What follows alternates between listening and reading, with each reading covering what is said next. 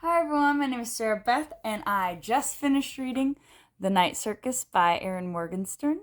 This book was published in 2011 and is about 500 pages long.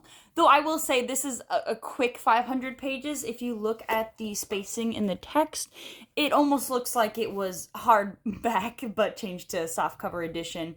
So, relatively fast read. The prose is very easy to understand. I'm not going to say it's basic, but all of the words are short, simplistic, and in the simplicity you find the beauty that is the novel and in the writing.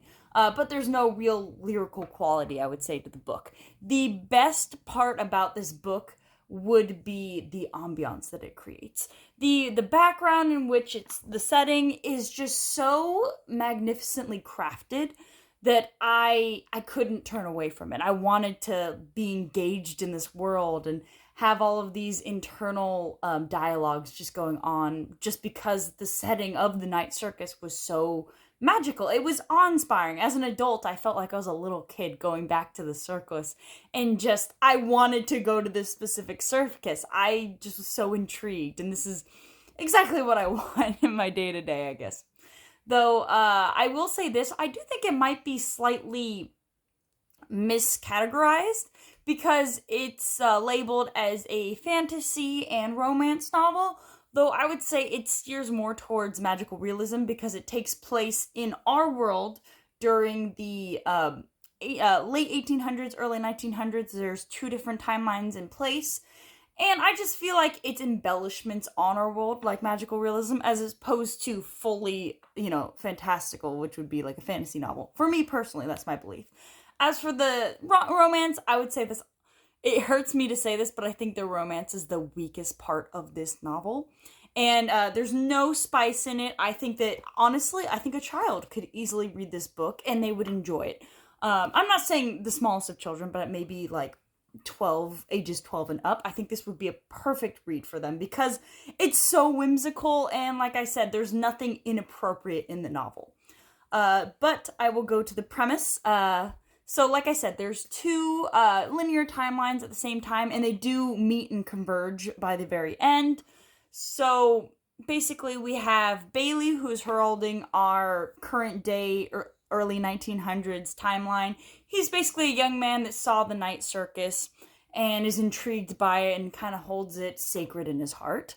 And then you have the other timeline, which is split up between it is third person perspective, but it feels like there's certain people that are in charge of that timeline and their perspectives, which would be Celia, who is a female illusionist, and Marco, who's the male illusionist. Early in the novel, you find out that when they were small children, they were bound together to do a competition which takes place in the night circus. The night circus is the venue in which they must showcase their skills until there is a victor. Now, the rules of this challenge are kept very vague to Cecilia and Marco, so we, as the reader, we really don't learn much about it. We learn a little bit about it in the end, and we learn of its actual origins and such, but by then it's a little too late. Not too late. I still enjoyed it, but I lost the yearning to want to know why, I would say. I think that this novel is very enjoyable, and it's a very fast read, though it did hurt me that it's supposed to be this romance novel. And it follows these two characters pitted up against each other, and it just feels like all of a sudden they love each other.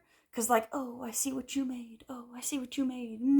I didn't get I don't understand why. There was no real emphasis on how they could love each other. They met up a few times within like a 30-year span as rivals. I mean, maybe they had nice moments together, but apart from physical attraction, I don't really see that, a few conversations can really lead to this kind of devotion between the two characters. Maybe that's just me. So basically, their timeline is just competing against each other, and Bailey is just learning about the night circus and becoming ingrained himself, with the help of Poppet and Widget, who were born the night that the night circus opens. So, it's like I said, I think that the strongest part is the whimsy. I think that the Bailey timeline is It's a little slow in the beginning, when you're just seeing his everyday life and his confusion as to what he wants to do in his future. Hence why I think it's perfect for children, because it kind of shows that, nobody's really sure of what's going on, and it's okay to be confused, and it's okay to choose different things. I don't think there's a lot of morals. Yes, there are morals attached to this competition of these two children that have been bound together since birth to compete to show whose version of magic or illusions is the best. But this is more, I would say, a slice of life novel. And I say slice of life, but it's not actually our life, it's their lives. And it's more of just a world that you want to be a part of. It's not really something for me that's going to have a lasting effect. While I enjoyed this book immensely, I don't know if it's going to be at the top of my list. I think that at some points it's a little bit too vague and the writing is a little bit too simplistic. Like, it has simplified the story so much, and I wanted more.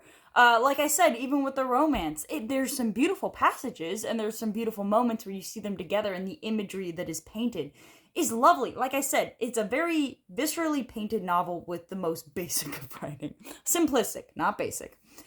And when all's said and done, though, I feel like, even though it's 500 pages long, I don't feel like it was long enough. I feel that you barely touched upon certain stories. And maybe that is for the user to take in what they may, to kind of visualize what they think might have occurred, or what they think happened in the interim, but what happened between the lines of what the text actually said. But yeah, I'm going to recommend this. I would say buy it used, maybe don't buy it new, because it is a famous enough novel to where I believe you can find it used, but I don't know if it's worth, $19. Just, unless, of course, for a child. I do really think I really enjoyed it. I'm so happy I read it. I am.